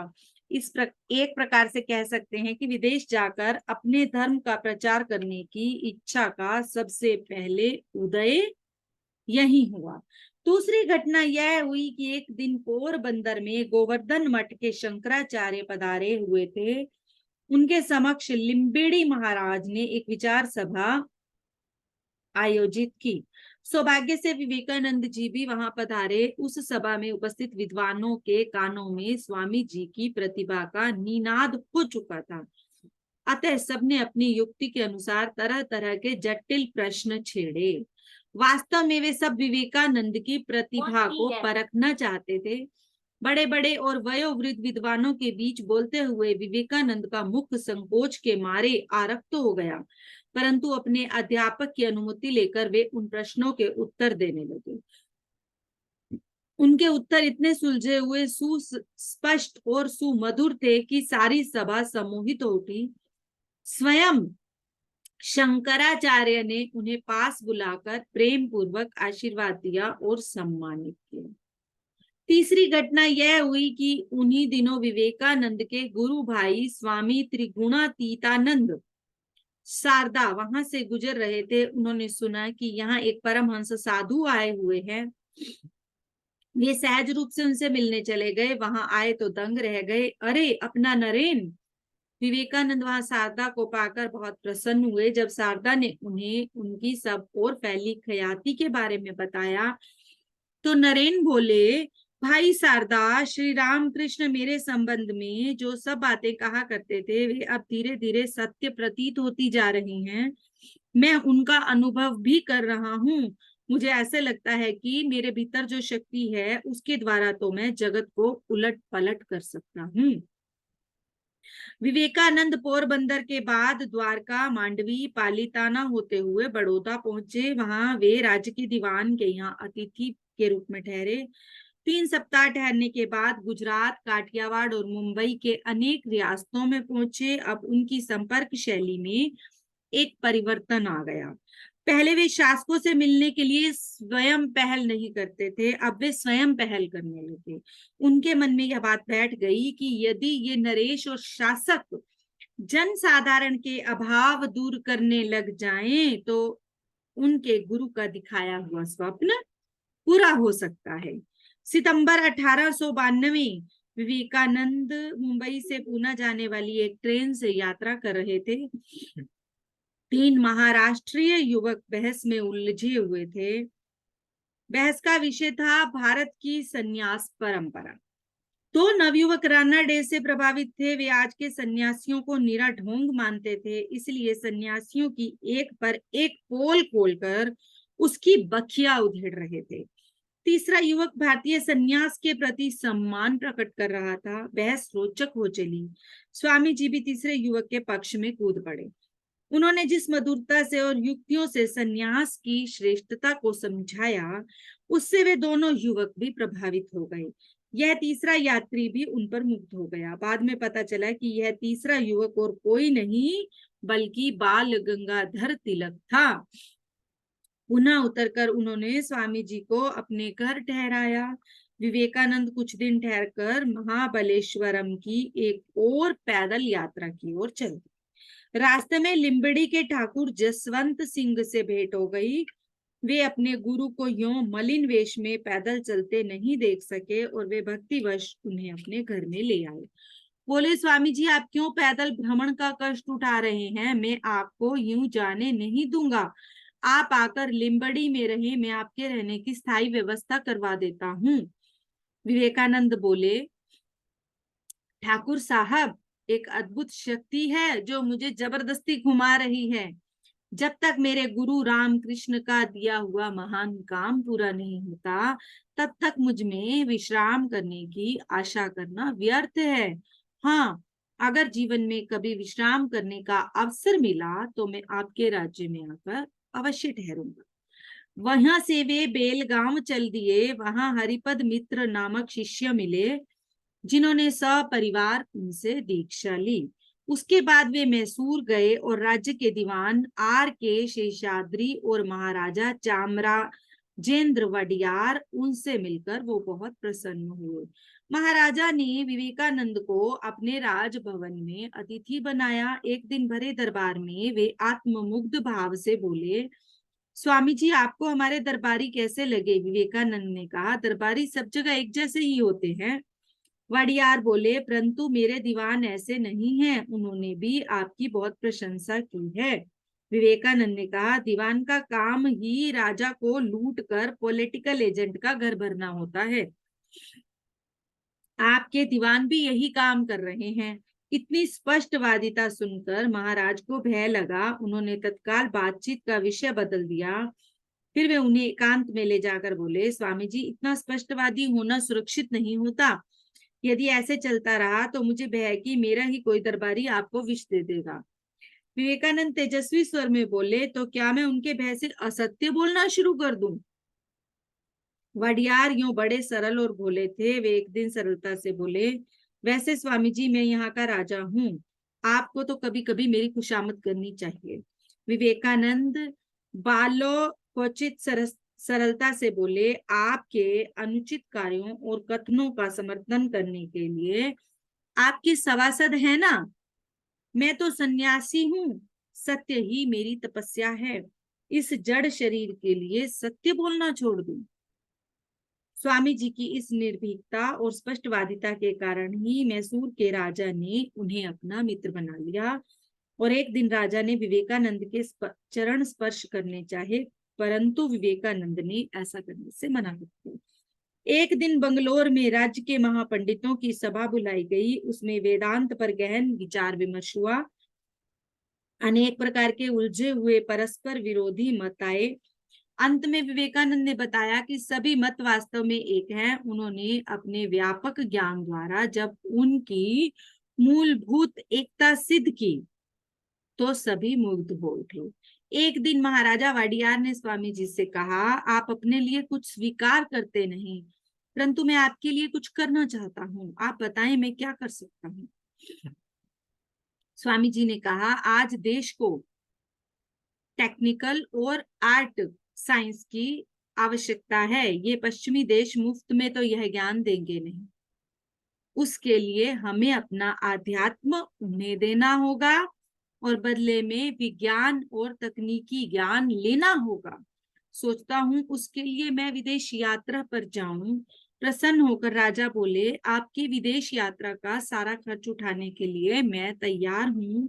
ये लीजिए 10,000 रुपए, अभी लेते जाइए। विवेकानंद, उस समय 10,000 की वैल्यू होगी, अब लाखों की भी नहीं। स्वामी जी ने उनका हाथ रोकते हुए कहा, नहीं, अभी मुझे रामेश्वरम और कन्याकुमारी जाना है। जब आवश्यकता होगी तो मैं आपको सूचना कर दूंगा। विवेकानंद जब मैसूर जाने के लिए तैयार हुए तो दीवान जी ने उन्हें अनेक उपहार देने चाहे। स्वामी जी ने कुछ भी लेने से मना कर दिया। बहुत जिद करके उन्होंने अपने एक बड़े अफसर को स्वामी जी के साथ बाजार भेजा। कहा कि जो चीज स्वामी जी को पसंद आए उसे खरीद लें, कीमत का कोई विचार नहीं करना। अफसर स्वामी जी को महंगी से महंगी दुकान पर ले गया। स्वामी जी ने सोना, हीरा, चांदी सब मना कर दिया। केवल 1 रुपए वाला एक कलात्मक चुरूट खरीदा। यह देखकर अफसर हैरान हो गए। विद्या होते समय विद्वान जी ने जबरदस्ती नोटों की एक गड्डी उनके अलखले में डाल दी। स्वामी जी ने कहा, दीवान जी आप तो मुझे संकट में डाल रहे हैं। अच्छा, आपकी मैं इतनी बात मान लेता हूँ, आप मुझे कोचीन तक का दूसरी श्रेणी का सेकंड क्लास का टिकट लेकर दे दो। दीवान जी ने कोचीन के दीवान के नाम एक पत्र देते हुए स्वामी जी से हाथ जोड़कर प्रार्थना की कि वे रामेश्वरम की यात्रा पैदल ना करें। कोचीन के दीवान उनकी रामेश्वरम तक की यात्रा की व्यवस्था कर देंगे। स्वामी जी कोचीन में 3 दिन ठहरे और फिर चल पड़े त्रावणकोर की राजधानी त्रिवेंद्रम की ओर। वहां महाराज के भतीजे सुंदराम अय्यर ने उनका अभिनंदन किया। स्वामी जी के साथ उनका एक मुसलमान ड्राइवर था, वह काफी समय से भूखा था। अतः स्वामी जी ने अय्यर महोदय से कहा कि हो सके तो पहले उसके लिए कुछ भोजन की व्यवस्था करते हैं। अय्यर महोदय ने पूछा, क्या ये कोई कोचीन स्टेट के बड़े अधिकारी हैं? स्वामी जी बोले, हाँ, ये मेरे मार्गदर्शक हैं। वैसे ये राज्य में एक चपरासी हैं, परंतु काफी समय से मेरे साथ हैं और भूखे हैं। अय्यर ने पूछा, और आप? बोले, आप मेरी चिंता ना करें, मैंने सुबह दूध ले लिया था, मुझे कई कई दिन भूखे रहने की आदत है। ना चाहते हुए भी स्वामी जी से पहले मोहम्मद करीम को भोजन कराया गया। उसे भेजकर स्वामी जी संतुष्ट हुए। बोले, वह मेरी आज्ञा के अधीन था, उसका भरण पोषण करना मेरा दायित्व था। सेवक को भूखा रख के तो भगवान भी नहीं खाते, फिर हमारा अतिथि था। उन्हीं दिनों स्वामी जी के बंगाली मित्र मनमथ भट्टाचार्य किसी सरकारी काम से वहां आए हुए थे। भट्टाचार्य मद्रास के महालेखाकार के सहायक पद पर थे। स्वामी जी दिन भर उनके पास रहते थे। अब विवेकानंद के मन में कन्याकुमारी पहुंचने की लालसा तीव्र हो उठी और वे रामेश्वरम का मोह छोड़कर चल पड़े कन्याकुमारी की ओर। मनमथ ने उन्हें कन्याकुमारी जाने के लिए वाहन की व्यवस्था की, किंतु नहीं, माँ के मंदिर में पैदल ही जाना चाहिए, अतः वे चल पड़े पैदल। समुद्र के किनारे बहुत मनोरम थे, परंतु वे स्वामी जी को आकर्षित नहीं कर सके। उन्हें तो बस दिख रहा था माँ का निमंत्रण। वे भाव विभोर होकर माँ के दर्शनों के लिए चल दिए। रेत भरे तट आ गए। सामने वह शिला थी जिस पर बैठकर माँ भगवती ने शिव को पाने के लिए स्तुति की थी। उस शिला पर आज भी माँ के चरणों की छाप है, परंतु आज वह शिला भूमि से कटकर दूर एक टापू की तरह छिटक गई है। उस शिला पर पहुंचना कठिन हो गया है, इसलिए भक्तों ने माँ का एक मंदिर समुद्र के तट पर बना दिया है। विवेकानंद जैसे जैसे समुद्र तट के समीप आते गए, उनके हृदय की धड़कनें तेज होने लगी। उन्हें लगा कि मानो वर्षों से बिछड़ी माँ उन्हें पुकार रही हैं और वे उसकी गोद में समा जाना चाहते हैं। सामने मंदिर को देखकर विवेकानंद की आंखें भक्ति के आवेश में चलचला आई और वे कोने में बैठकर माँ का स्तुति गान करने लगे। सहसा उनके मन में भाव उमड़ा, माँ से मिलने आया है तो उनके श्रीपाद का भी स्पर्श तो कर। वे माँ को प्रणाम करके मंदिर से बाहर आए और समुद्र तट पर चल पड़े। उन्हें देखते ही अनेक नाविक उनकी ओर अपनी अपनी नाव लेकर दौड़े, परंतु स्वामी जी के पास किराया नहीं था। नाविकों ने कहा, बिना पैसे इन मगरमच्छों के बीच क्यों जाएं हम? प्रश्न सार्थक था। विवेकानंद कुछ देर असमंजस में खड़े रहे। एक ओर था मगरमच्छों से भरा समुद्र और दूसरी ओर थे पुकार लगाते हुए माँ के श्री चरण। भक्ति ने भव भय को जीत लिया। आज मगरमच्छ अपना बोझ बनाते हैं तो बनाएं, माँ से मिले बिना चैन नहीं। विवेकानंद ने सहसा छलांग लगा दी। नाविक नावें लिए हुए देखते रहे। समुद्र की लहरों ने खुद बड़े बड़े मगरमच्छों का रूप धर लिया। तूफानी लहरें, लहरों का हिल्लोल, परंतु विवेकानंद की आंखों में है बस माँ के श्रीपाद का स्पर्श। धीरे धीरे रेत पर पांव पड़े, शिला आ गई। बाहर आकर उन्होंने खोलते हुए समुद्र को देखा, मानो यह विश्व विजय का संकेत था। उधर दूसरे किनारे पर नाविक हैरान थे। विवेकानंद माँ के पूज्य श्रीपाद के समक्ष भक्ति भाव से खड़े थे। आंखों में अविरल अश्रुधारा थी। पहले कभी परमहंस के कहने पर माँ काली के सामने गए थे तो उन्होंने उनसे विवेक, ज्ञान और भक्ति मांगी थी। अब क्या मांगे? वे ध्यान लगाकर बैठ गए। उन्हें दिखाई दिया पीड़ाओं से भरा हुआ देश, अकाल, महामारी, रोग से पीड़ित करोड़ों करोड़ों देशवासी, उनका खून चूसते हुए विलास जर्जर शासक और धर्म पुरोहित। शोषण ने देशवासियों की आस्था नष्ट कर दी है। पश्चिम शिक्षा में दीक्षित लोगों ने हिंदू धर्म को ही अपराधी मान लिया है और सन्यासी केवल कौपीन और दंड कमंडल धारण करके कहाँ जाए और क्या करे? ध्यान अवस्था में उत्तर मिला, देशवासियों के लिए चाहिए पेट भर अन्न और वस्त्र, उसके बाद शिक्षा, परंतु इसके लिए चाहिए समर्पित मनुष्य और धन। कौन करेगा यह सब और कहां से आएंगे साधन? संकल्प उठा, मैं जाऊंगा करोड़ों करोड़ों देशवासियों के बीच, ऐसे नवयुवक पैदा करूंगा जो कंचन कामिनी की कामना से विमुख होंगे और देश में शिक्षा का प्रसार करेंगे। ऐसे युवकों को तैयार करने के लिए मैं विदेश जाऊंगा और अपने बुद्धि बल से धन अर्जित करूंगा और उसी धन के बल पर जन्मभूमि का उद्धार करूंगा। मार्ग स्पष्ट था। जैसे बुद्ध को जीवन पथ का ज्ञान हो गया था, विवेकानंद को भी अपने कर्तव्य पथ का बोध हो गया। आंख खोली, देखा सामने दोनों हाथ बांधे कुछ नाविक खड़े हैं। बोले, महाराज आप इतने दिनों से भूखे प्यासे हैं, कुछ अन्न जल ग्रहण कर लें। स्वामी जी ने खड़े होकर एक बार चारों ओर फैले समुद्र की ओर निहारा। उन्हें यूं लगा कि मार्ग प्रशस्त हो गया है। वे नाविकों के संग नाव में बैठकर वापस समुद्र तट पर आ गए। अब वे चले रामेश्वरम की ओर। भिक्षा मांगते हुए पैदल पहुंच गए मदुरई। वहां रामनाड के राजा सेतुपति भास्कर से भेंट हुई। उन्हें स्वामी जी की भावी योजनाएं पता चली तो बड़े उत्साहित हुए। बोले, इस धर्म कार्य के लिए मैं कोई भी सहायता देने के लिए तैयार हूँ। 10,000 की राशि अभी स्वीकार कर ले। स्वामी जी ने कहा, जब समय आएगा तो मैं आपको सूचित करूंगा, अभी तो मुझे रामेश्वरम जाना है। चल पड़े रामेश्वरम की ओर। धनुष कोडी के दर्शन किए, रामेश्वरम पहुंचे, तट पर स्नान किया, संतुष्ट हुए। उसके बाद पैदल चल पड़े अनिश्चित दिशा की ओर। रास्ते में मनमथ भट्टाचार्य से भेंट हुई। वे उन्हें अपने साथ पांडिचेरी लेकर आ गए। पांडिचेरी में उनकी भेंट एमसी अला सिंगा पेरूमल से हुई। वे पायो चेपा कॉलेज मद्रास से संबंधित एक विश्वविद्यालय के प्रधानाचार्य थे। पांडिचेरी में ही एक दिन धर्म सभा आयोजित हुई। उसमें विवेकानंद के उदार विचारों को सुनकर एक दक्षिण भारतीय ब्राह्मण ने उनका जबरदस्त विरोध किया। विवेकानंद को मद्रास में कटुर और मधुर दोनों अनुभव हुए। पहले छात्रों के नास्तिक तर्कों ने उनकी खिल्ली उड़ाई। छात्रों के एक समूह ने उन पर लगभग आक्रमण करते हुए पूछा, आप भगवान किसे कहते हैं? स्वामी जी ने उनसे पूछा, ऊर्जा किसे कहते हैं? सभी छात्रों ने अपने अपने ढंग से उत्तर दिए। स्वामी जी सभी उत्तरों में संशोधन करते गए। इस तरह कई छात्रों ने प्रयास किया, किंतु ऊर्जा की सही परिभाषा कोई नहीं दे पाया। अब विवेकानंद बोले, मेरे मित्रों, जिसका उपयोग तुम प्रतिदिन प्रतिक्षण करते हो उसकी परिभाषा नहीं कर सकते, और मुझसे अपेक्षा करते हो कि मैं ईश्वर की परिभाषा करूं और तुम्हें समझा दूं। क्रिश्चियन कॉलेज के रसायन शास्त्र के असिस्टेंट प्रोफेसर श्रृंगारवेलु मुदालियार विवेकानंद की तार्किक शक्ति का दबदबा सुनते तो हंसते थे। एक दिन उन्होंने सोचा कि इस ढोंगी की खबर ली जाए। वे अपनी विद्वता के दंभ के साथ उनके साथ तर्क वितर्क करने आए।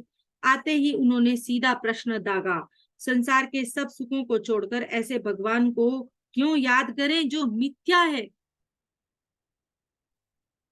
विवेकानंद ने कटाक्ष किया, वाह श्रृंगारवेलु, तुम जरा देर से आए। अगर पहले आ गए होते तो भगवान कृष्ण को अनासक्ति का उपदेश न देना पड़ता, ना ही बुद्ध को कहना पड़ता कि यह संसार दुखमय है, और ना ही ईसा यह कहते कि एक ऊंट तो सुई की छेद में से निकल सकता है, किंतु एक धनी व्यक्ति स्वर्ग नहीं प्राप्त कर सकता। इस एक कटाक्ष से उसका सारा अहंकार धुल गया और वे विवेकानंद के परम शिष्य बन गए। स्वामी जी तब से उन्हें किडी कहने लगे। वे सचमुच बालक की तरह थे, निर्मल और अबोध। वे आजीवन विवेकानंद के प्रति समर्पित हो गए और बाद में प्रबुद्ध भारत नामक अंग्रेजी मासिक पत्रिका का संचालन भी उन्होंने किया। मद्रास में विवेकानंद जी का ऐसा प्रभाव हुआ कि अनेक शिष्यों ने उन्हें धर्म सभा में जाने के लिए आग्रह किया। यहाँ तक कि उन्होंने धन राशि भी एकत्र कर ली। जब स्वामी जी को पता चला तो उन्होंने अला सिंगा से कहा, अभी मुझे माँ का आदेश नहीं मिला है, यह धन राशि गरीबों में बांट दो। शिष्य बहुत निराश हुए, परंतु गुरु की आज्ञा का पालन किया, इसलिए पैसे दान कर दिए गए। अचानक हैदराबाद से निमंत्रण आया कि विवेकानंद के दर्शन करना चाहते हैं। विवेकानंद हैदराबाद पहुंचे तो हैरान रह गए। लगभग 500 लोग जय जयकार करते हुए उन्हें स्टेशन पर लेने पहुंचे। अभूतपूर्व स्वागत हुआ। 13 फरवरी को वे हैदराबाद के प्रधानमंत्री सर आशमन जहा से मिले। रियासत के अन्य पेशकर राजाओं से मिले। सबने सहायता करने का वचन दिया। सबसे महत्वपूर्ण मिलन हुआ सर खुर्शीद जाह से। वे ऐसे मिले, ऐसे पहले मुसलमान थे जिन्होंने हिंदुओं के सभी तीर्थ स्थानों के दर्शन किए थे। स्वभाव से उदार जाह साहब ने उन्हें अपनी ओर से 1,000 रुपए की सहायता देने का वचन दिया। सबने मिलकर जिस प्रकार विवेकानंद को अमेरिका जाने के लिए मानसिक रूप से तैयार किया वह महत्वपूर्ण है। उसी दिन महबूब कॉलेज हैदराबाद में एक विशाल जनसभा हुई जिसमें 1,000 प्रबुद्ध श्रोताओं ने भाग लिया। हिंदू, मुसलमान और ईसाई सब थे। विषय था पश्चिमी देशों में मेरा उद्देश्य। विवेकानंद को व्यापक जन समर्थन प्राप्त हुआ। हैदराबाद से प्रेरित होकर स्वामी जी मैसूर पहुंचे। एक दिन उन्हें स्वप्न आया कि उनके गुरु रामकृष्ण समुद्र की लहरों पर चलते हुए उन्हें अपने पीछे पीछे आने के लिए कह रहे हैं। अब उन्हें लगा कि नियति उन्हें विश्व धर्म सभा की ओर खींच रही है। अब उनके उत्साही शिष्य अला सिंगा पेरूमल के नेतृत्व में धन एकत्र करने लग गए और विवेकानंद ने उन्हें आदेश दिया, मैं जन साधारण के लिए जा रहा हूं, अतः धन भी कुछ राजाओं से ना लेकर जन साधारण से ही एकत्र किया जाए। आदेश शिरोधार्य किया गया। लोगों से 1 रुपया, 10 रुपया, 100 रुपया करके धन एकत्र किया गया। एक दिन वे थियोसॉफिकल सोसाइटी के कार्यालय पहुंचे। यहाँ कर्नल आलकाट से भेंट हुई। स्वामी जी ने उनसे कहा, मैं अमेरिका जा रहा हूँ धर्म महासभा में भाग लेने के लिए। हो सके तो मुझे एक आध परिचय पत्र दे दें ताकि किसी विशेष स्थिति में काम आ सके। आलकाट बोले, इसके लिए आपको हमारी सभा का सदस्य बनना होगा। स्वामी जी बोले, यह तो मैं नहीं हूं। दरअसल मैं आपके सभी सिद्धांतों में विश्वास नहीं रखता। आलकाट बोले, मुझे खेद है, हम सहायता अपने सदस्यों की करते हैं, विरोधियों की नहीं। इस बीच उन्हें याद आया कि माँ शारदा से अनुमति नहीं ली गई है। वे उनका आशीर्वाद लेने के लिए पहुंचे। माँ की आंखों में तरलता आ गई। वे नरेन से असीम प्रेम करती थी, कैसे जाने दें अपनी आंखों से इतनी दूर। स्वामी ने उन्हें अपने गुरु की इच्छा के बारे में बताकर संतुष्ट किया। संयोग की बात, एक दिन खेतड़ी के दीवान जगमोहन लाल वहां आ गए। आते ही चरणों में पड़ गए। बोले, आपके आशीष से राजकुमार का जन्म हुआ है। अन्नप्राशन संस्कार आपके बिना फीका रहेगा। स्वामी जी ने अपनी व्यस्तता के बारे में बताया। जगमोहन लाल बोले, महाराज निवेदन कर रहे थे कि आपको अमेरिका भेजने का दायित्व हमारा था। यह सुनना था कि स्वामी जी पिघल गए। उन्हें याद आया कि कैसे अजीत सिंह ने अपना राजपाट उनके लिए समर्पित कर दिया था, परंतु मद्रासी वासियों से क्या कहें, दोनों ओर इतना प्रेम था। अंततः उन्होंने मद्रास वासियों से क्षमा मांगी। इधर मद्रास वासी उन्हें छोड़ते हुए आंखों में आंसू लिए हुए थे और उधर राजा अजीत सिंह ने उन्हें अपने सामने पाया तो चरणों में दंडवत प्रणाम किया। सारा जन समूह श्रद्धा से झूम उठा। मार्ग में जगह जगह स्वागत द्वार बने हुए थे। नगर को दुल्हन की तरह सजाया गया था। स्वामी जी ने नवजात शिशु को आशीर्वाद दिया। वे चलने के लिए तैयार हुए। महाराजा ने उनसे एक निवेदन किया, स्वामी जी, अब तक आपने अपना कोई काम निश्चित नहीं किया है। हमें लगता है कि आप पूर्ण विवेक को प्राप्त हैं, अतः हम आपको विवेकानंद कहना चाहते हैं। हमें कह लेने दीजिए, यह सरल भी है और श्रुति मधुर भी है। स्वामी जी ने स्वीकार कर लिया। बोले, आपकी इच्छा पूरी हो। 18 अप्रैल 1893 को विवेकानंद मुंबई पहुंचे। खेतड़ी के मुंशी जगमोहन लाल साथ थे। स्टेशन पर उनके शिष्य अलासिंगा पेरूमल उनकी प्रतीक्षा करते हुए मिले। जहाज 31 मई को छूटना था। इस बीच जगमोहन लाल ने स्वामी जी के लिए बहुत कीमती रेशम का चोगा और साफा खरीदा। स्वामी जी ने पूछा, ये कपड़े आप महाराज अजीत सिंह के लिए खरीद रहे हैं या एक सन्यासी के लिए? जगमोहन बोले, आप हमारे राजा के गुरु हैं और गुरु को शिष्यों से अधिक मूल्यवान वस्त्र पहनने चाहिए। जगमोहन लाल ने उनके लिए प्रथम श्रेणी की टिकट खरीदी। जब स्वामी जी ने बताया कि टिकट पहले ही खरीदी जा चुकी है तो वे बोले, नहीं, खेतड़ी के महाराज के गुरु प्रथम श्रेणी में ही यात्रा करेंगे। विदेश यात्रा के चक्कर में बहुत सामान इकट्ठा हो गया। विवेकानंद को पहली बार लगा कि साजो सामान संभालने में कितना झंझट है। 31 मई 1893 को जलयान चला तो मुंशी जगमोहन लाल अलासिंगा पेरूमल के साथ मुंबई के अनेक नागरिक उन्हें विदा करने के लिए उपस्थित हुए। विवेकानंद ने नम आंखों से परमहंस को याद किया, जैसी आपकी इच्छा, और जहाज वहां से चल पड़ा। अब अमेरिका की यात्रा है, मेरे ख्याल से कल करें, क्या कहते हो? अब अमेरिका की यात्रा शुरू हो रही है, तो करेंगे मैम, है ना? इसमें टाइम लगेगा। हाँ, शुरू हो जाएगी तो कल हम अमेरिका की यात्रा के बारे में जानेंगे। यस फ्रेंड्स, अब पर्सन कम क्यों जुड़ने लग गए हैं इस टाइम पे?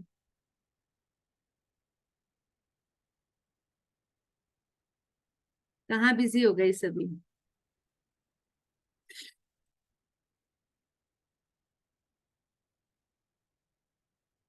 हाँ जी फ्रेंड्स, बताएं।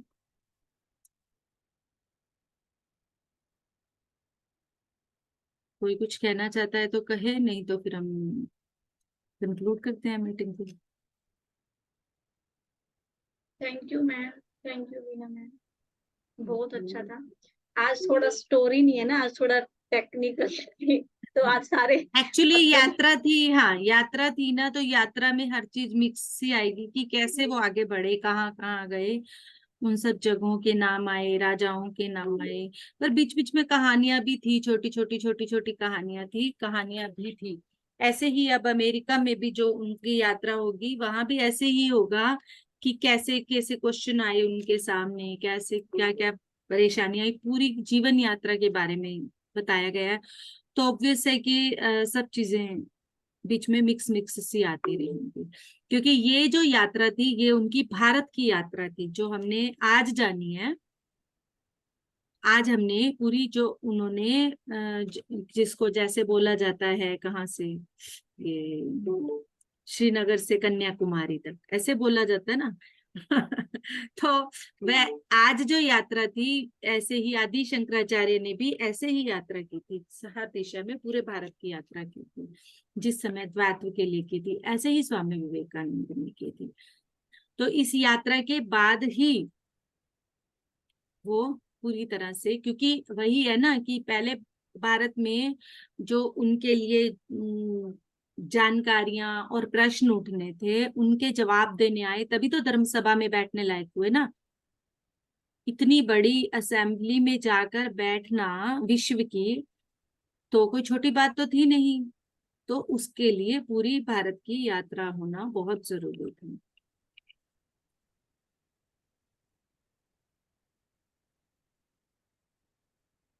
यस मास्टर्स, कोई कुछ कहना चाहता है क्या?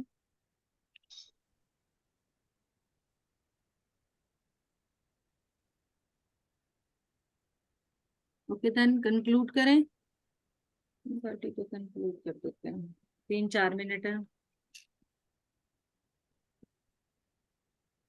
इस बुक की पीडीएफ है क्या मैडम हम अपने पास?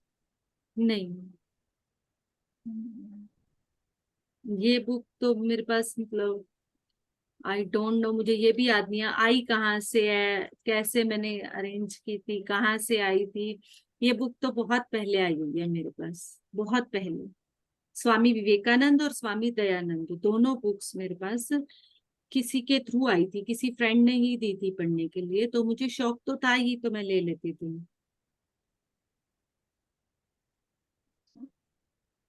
तो कभी भी इसे बुक आते के साथ जाते ले, पढ़ने में और भी।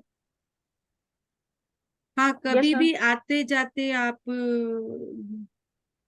मतलब देख देख सकते हो, ले सकते हो, इसको पढ़ सकते हो, ले सकते हो। यहाँ पूरी हो जाएगी तो आप ले लेना, कोई दिक्कत नहीं।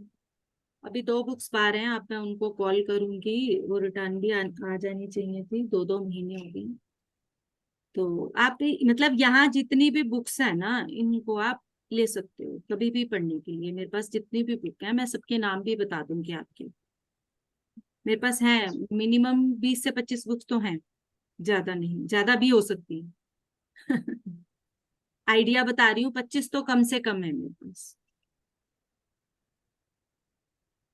और हाँ, आप सब में से, जैसे कि गुरमीत ने भी किया था, आप यहाँ जो मेडिटेशन सेंटर बना हुआ है, ये आप मेडिटेशन सेंटर में मैंने एक लाइब्रेरी की तरह कॉलम बनाया हुआ है। और कल के लिए मैं सोच रही हूँ कि मैं सबको इनवाइट करूं, और हम सब एक, क्योंकि मेरा जो मन कर रहा था टेरेस पर पिरामिड बनाने का कर रहा था, जो मेरी छत है, तो आई डोंट नो वो क्वेश्चंस क्यों आ रहे हैं, मेरा मन कर रहा है कि मैं आज ही बनवा लूं, मतलब इतने अंदर से मुझे बेचैनी हो रही है कि मैं इस पिरामिड को बनवाऊं। तो मैंने एक सर से बात की थी, तो वो सर मुझे कह रहे हैं कि मैम आप ना ऊपर जो अपनी स्पेस जहाँ आप पिरामिड बनाना चाहती हैं वहां पर एक ग्रुप मेडिटेशन करें। पिरामिड बनाने वाले ही सर हैं, तो आपको आपके क्वेश्चन के आंसर्स मिल जाएंगे, कब बनना चाहिए, कितना बड़ा बनना चाहिए, और कैसे कैसे वो करना चाहिए।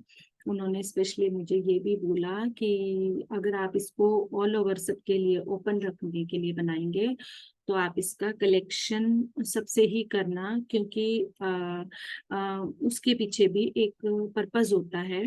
अगर आप सबसे कलेक्शन करेंगे तो वही सही एक मतलब सबके यूज का पिरामिड जो है वो बनेगा। तो मैंने काफी सारी चीजों के लिए उन्होंने मुझे गाइड भी किया, कल पिरामिड बनाने में क्या क्या परेशानियां आती हैं, कैसे कैसे बाद में रन करना पड़ता है, तो उसके लिए भी हम आगे करेंगे। तो मैं चाहती हूँ कि मैं उस पिरामिड के लिए ग्रुप मेडिटेशन हिसार के सभी पार्टिसिपेंट को लेकर करूँ। 1:30 PM. वो कितने बजे का होगा? अब वही है कि मैंने मैसेज किया था, किसी ने कोई रिप्लाई नहीं दिया, क्या करूं। टाइमिंग का हिसाब बता दो एक बार। टाइमिंग होता तो फिर उसके हिसाब से ये हो जाता है। थोड़ा शाम का टाइम हो तो कोई सेट हो जाता है फिर तो संडे का। 2 बजे के बाद ही करूंगी, 2 बजे के बाद ही करूंगी। और वैसे मैं जो ये ऑनलाइन तो हम कर ही देंगे, बट मैं इसको ऑफलाइन करना चाहती हूँ। ऑफलाइन कैसे होगा मैम? जैसे मैं यहाँ पर जो लोग आएंगे, अच्छा। हाँ ऑनलाइन तो हम जूम कर लेंगे, कोई दिक्कत नहीं है, बट जो मेन पर उन्होंने कहा है ऑफलाइन फिजिकली मास्टर्स आएंगे यहाँ पर, और आप उस हिसार के जो मास्टर्स हैं जो फिजिकली हिसार में रहते हैं उन सब मास्टर्स को बुला के आप एक मेडिटेशन करें। मतलब जैसे जूम पे आप करवाते हो वो हम जी जैसे लोग नहीं होंगे हाँ, उसमें? वो तो हम कर ही लेंगे साथ, कोई हम्म। प्रॉब्लम नहीं है, बट जो मेन उसका मोटो है वो हिसार के मास्टर्स जो हैं वो वहाँ फिजिकल अवेलेबल हो जरूर। होने। ओके। बाकी तो और हमारा समुद्र के किनारे के हाँ आसपास आत्मा के जो भी लोग हाँ हैं वो आ जाएं हाँ ताकि। हाँ हाँ। हाँ जी मैम, मैं तैयार हूँ इस चीज के लिए। अरे थैंक यू। बहन, आप तो अकेले तैयार हो, आपका तो मैसेज भी आया है, और कोई मैसेज ही नहीं कर रहा है। मैम मैं इसी सोच के हाँ मैसेज संतोष किया जी का भी आ गया, 2-3 हो, ये तो हो ही गए हम लोग। चलो आप अपने ब्रदर को बोल देना, मैं मोहन जी को भी आज मैसेज करती हूँ। अब मुझे खुद नहीं पता चल रहा है, मैंने ग्रुप में मैसेज किया है तो ग्रुप में किसी का कोई रिप्लाई नहीं आया, अब मैं फिर से एक बार वो मैसेज करती हूँ। और ग्रुप में अभी कोई भी एडमिन कोई मैसेज मत करना, तब तक मैं उस मैसेज को देखती हूँ कि कैसे आगे कंटिन्यू कर सकती हूँ। तो मुझे अंदर से यूं हो रहा है कि जल्दी से जल्दी ये पिरामिड बननी बनेगा ma'am.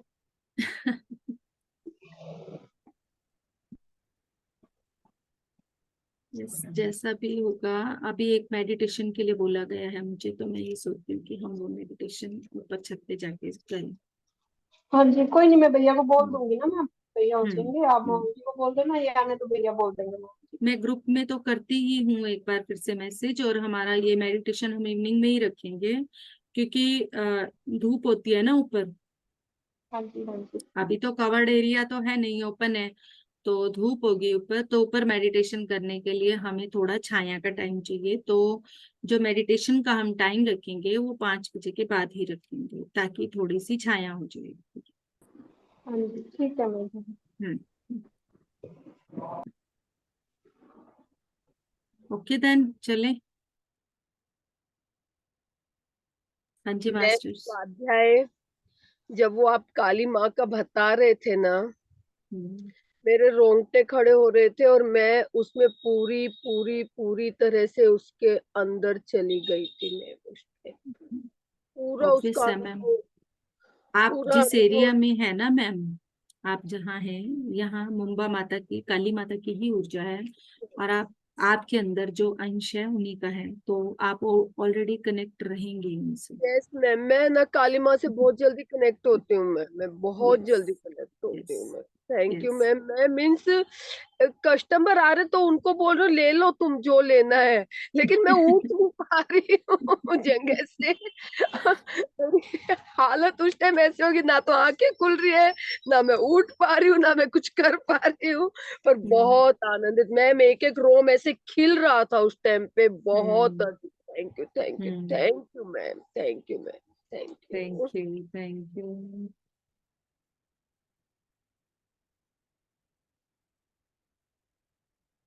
Thank you friends, thank you so much. आत्मबंधन मैम। आत्मानंदन। थैंक यू मैम, बहुत अच्छा जा रहा है स्वाध्याय, ध्यान भी काफी अच्छा हो रहा है। Thank you, thank you ma'am, thank you. Thank you, thank you so much. Ma'am आज मैं नहीं जुड़ पाई, हाँ मनीषा आज जी, मेरा हाँ जी। थोड़ा सा बीच में ब्रेक हो गया है। कोई बात नहीं मैम, मैं आज पिछली वीडियोस को भी वो करती हूँ। मैंने अभी वीडियोस भी अपलोड करनी है, तो मैं अभी करती हूँ। आज सारी वीडियोस अपलोड कर दूंगी अब तक की, Yes, ma'am। फिर आप देख बहुत लीजिए। मतलब मिस कर रही हूँ मैं आज का कोई स्वाध्याय बात, बहुत मिस हाँ कर। मैं अभी कर देती हूँ, कोई बात नहीं। जो भारत की यात्रा हुई है, उन्होंने पूरी यात्रा जो की थी स्वामी विवेकानंद ने, वो पूरी यात्रा का वर्णन आज की स्वाध्याय में हुआ।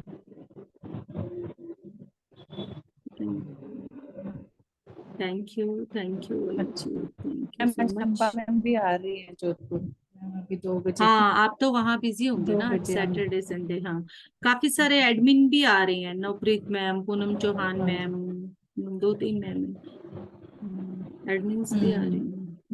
यस। बहुत अच्छे मैम, सेलिब्रेट करें। रामाराजू हाँ sir, thank you ma'am, Shampa thank you, ma'am, है थैंक ना। You. Yes. Congratulation, yes ma'am. Celebrate करें अभी। आज तो कल, थैंक आज और कल आपका वहाँ चलेगा। आज रात का है ना प्रोग्राम? हाँ 5 से 7 बजे है। 5 से 7। लाइव भी है क्या? मैम लाइव मेरे को देखना पड़ेगा, अगर लाइव होगा तो। कौन बुधवार। अरेंजमेंट कौन कर रहा है सारा, धर्मेंद्र ऑर्गेनाइजर? हम्म, सोनगरा जी हैं वो, ऑर्गेनाइजर हैं, सचिन जी और सोनगरा जी। सचिन जी मतलब ये जयपुर जोधपुर से ही हैं? हाँ चलो कोई बात नहीं, आप देखिएगा, अगर लाइव हो तो बताइएगा, देखेंगे हाँ फिर हम। बिल्कुल बिल्कुल। हम्म, 5 to 7 है, मैं भेज भी दूंगी उधर। हाँ अगर हो Zoom। तो बता दीजिएगा। ठीक है। Yes, ma'am। अलका मैम कुछ कहना थैंक यू चाहते मैम। हैं?